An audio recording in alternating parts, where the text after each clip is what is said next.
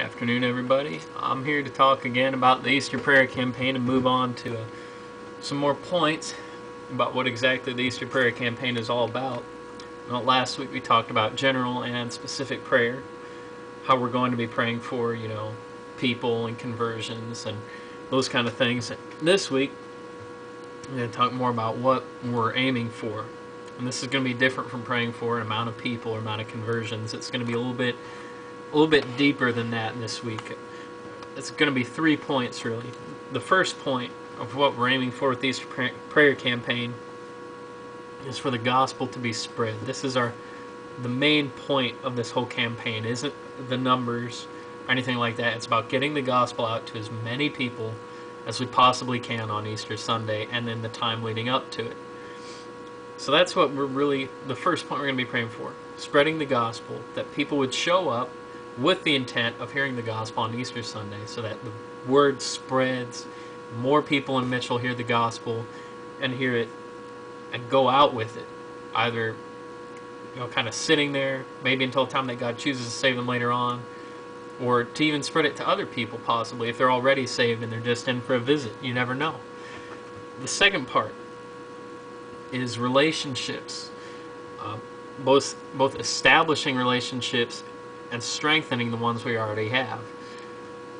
If we actually get that many visitors, there's going to be plenty of opportunity to establish relationships with all these new people who might show up that we're praying to show up on Easter Sunday. There will be a golden opportunity to establish all kinds of relationships with all kinds of people, and even strengthen ones with people who you might have invited who actually came. You'll have a great opportunity to strengthen relationships with those people.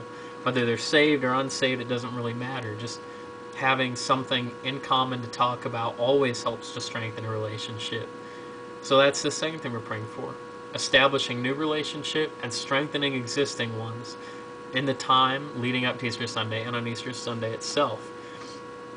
Lastly, what we're aiming for is revival. I know we've been praying for it for a long time at Grace Bible Church. I know it hasn't happened yet, but we don't know what God's timing really is, or even how big God will choose to move. So that's why we pray for these kind of things.